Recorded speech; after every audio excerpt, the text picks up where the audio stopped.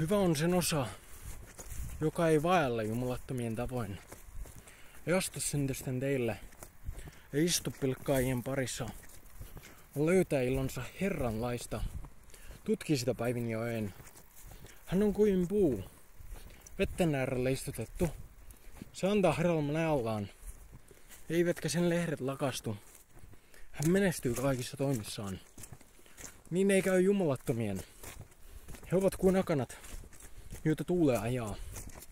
Väärintekijät saavat kerran tuomionsa. Syntisillä ei ole sijaa vanhurskarin joukossa. He rohjaa omiensa tietä, mutta jumalattomien tie päättyy tuhoon.